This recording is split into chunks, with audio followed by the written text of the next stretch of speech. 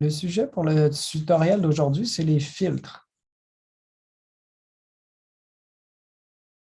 Pour mon tutoriel d'aujourd'hui, je suis allé chercher différentes photos sur le site de Pexels. On peut y trouver des images libres de droit sur ce site-là. Vous ne serez peut-être pas capable de retrouver exactement les mêmes photos que j'ai choisies parce que ça change à tous les jours, mais vous pouvez naviguer à travers le site pour vous laisser inspirer par les différentes photos. On va appliquer des filtres, des différents looks et ce n'est pas nécessaire de reproduire exactement ce que j'ai fait.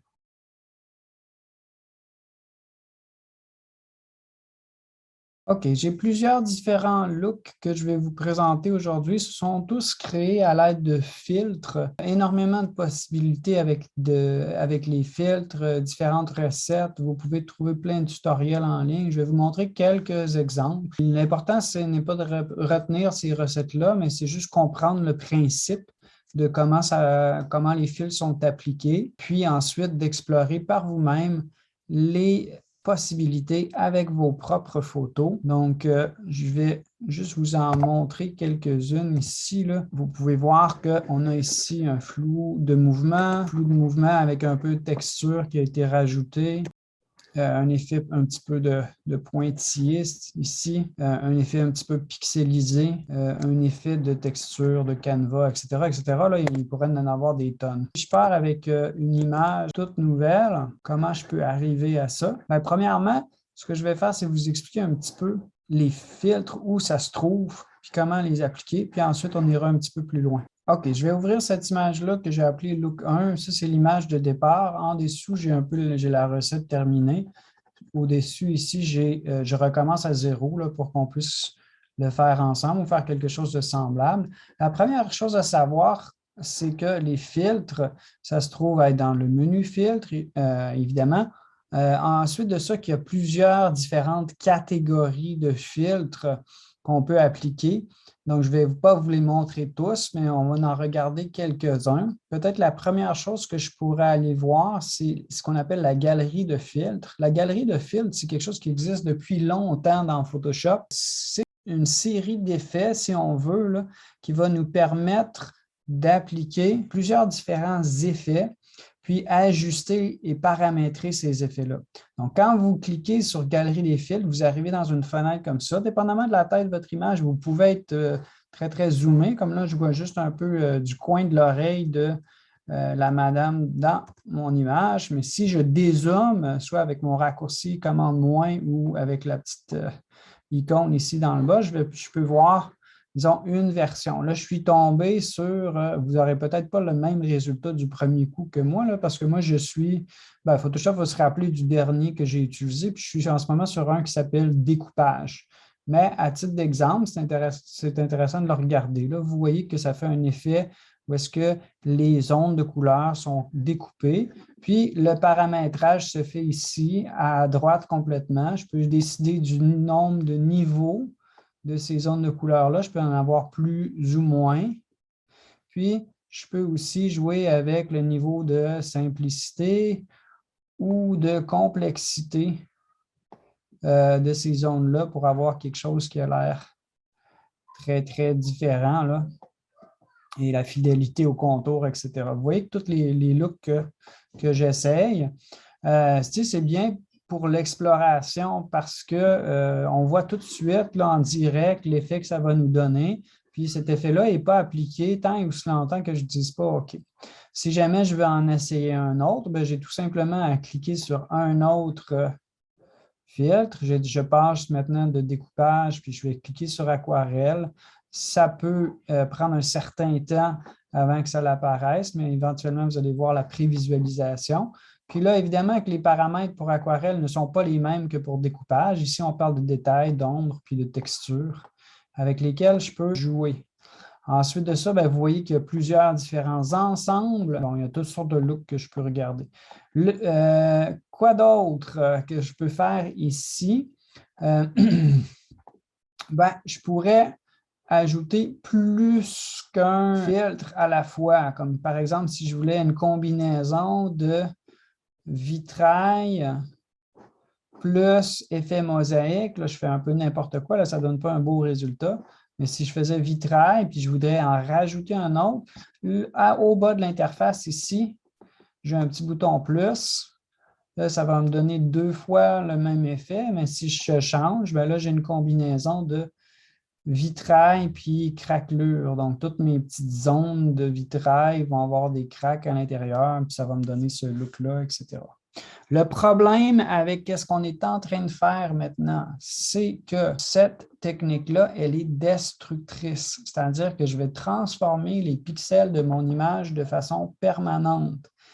Puis, si je disais, OK, je vais le faire, là, ce qui va se passer, c'est que, c'est ça, nos pixels sont transformés de façon permanente. L'autre affaire qui est problématique avec cette façon-là de travailler, c'est que si jamais je jugeais que, par exemple, la taille de mon vitrail ici, je voulais le changer ou je voulais faire ajuster des paramètres, mais je ne peux pas retourner à l'intérieur puis rechanger. Il va falloir que je réapplique l'effet ou je trouve une autre solution. Donc, ce n'est pas très flexible comme façon de travailler, puis ce n'est pas vraiment la façon que je vais vous recommander de faire. Fait que ce que je vais faire pour revenir au point de départ, c'est que je vais aller dans ma fenêtre d'historique, puis je vais aller tout simplement revenir d'un pas dans mon étape d'historique avant qu'on soit été à la galerie de filtres.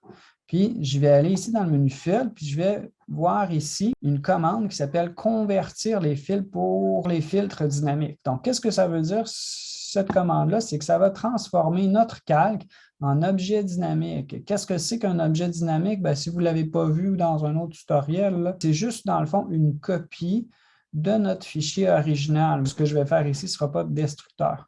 Ce qui va être intéressant aussi, ce que vous allez constater, c'est que si je reviens ici à ma galerie de filtres et que j'applique ma même recette OK pour ça, comme on a fait tantôt, puisqu'il s'agit d'un objet dynamique, ce que j'ai, c'est la possibilité de revenir à la galerie de fils pour changer des paramètres. Puis, vous voyez aussi qu'il y a une vignette de masque qui vient avec l'effet.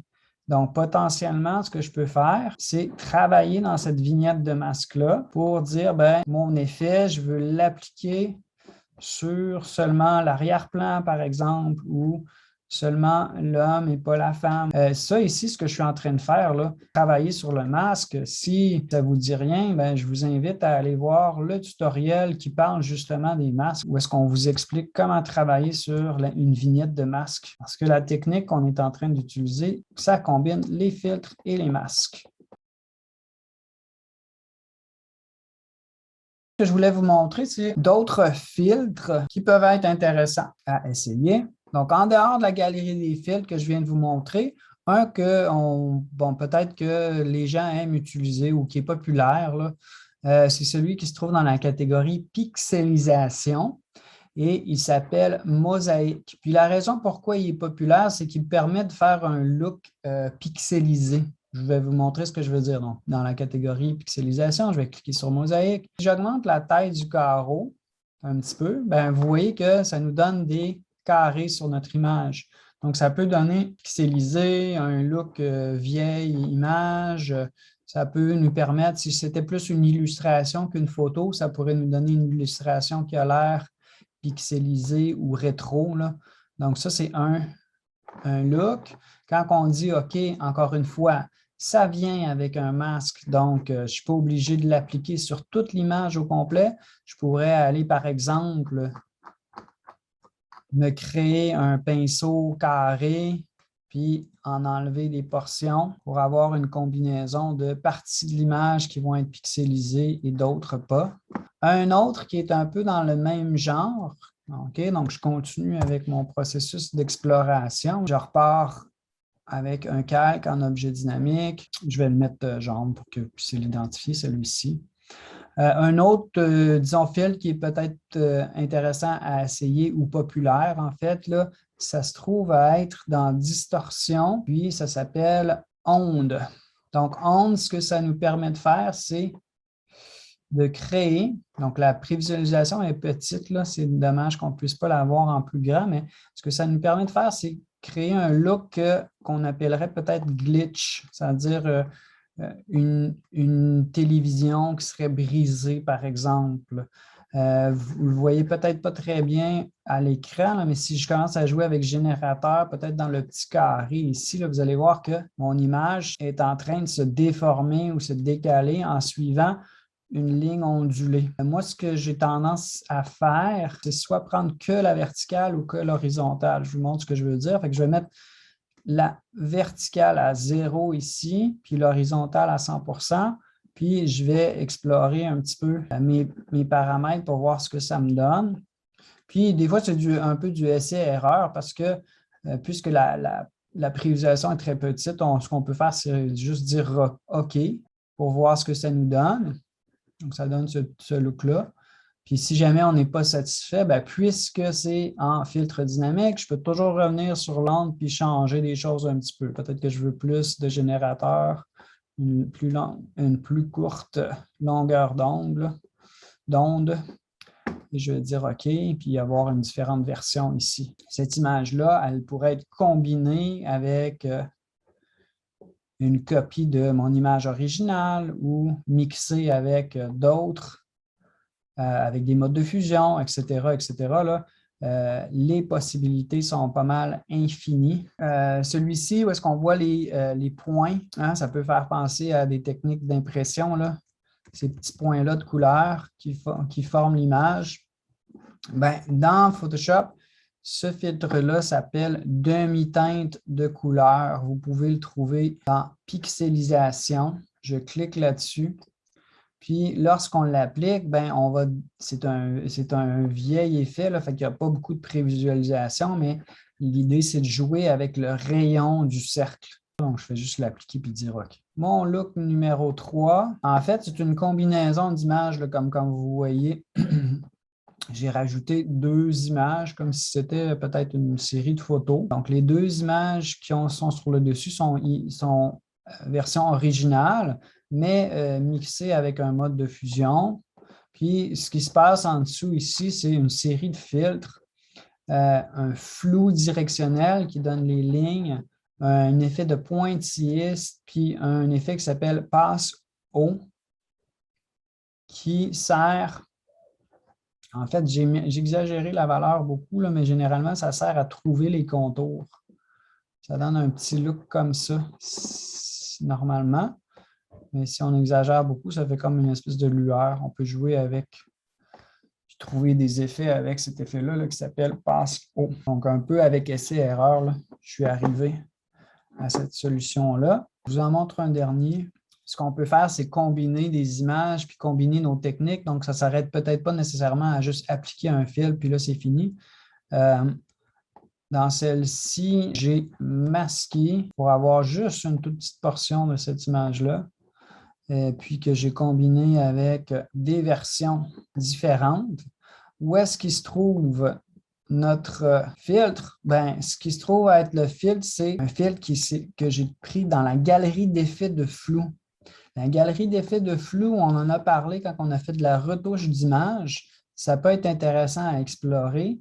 On a des effets de profondeur de champ, hein, pour avoir un sujet qui est plus net puis qui a un arrière-plan qui est plus flou. Celui-ci qui est utilisé généralement pour ça.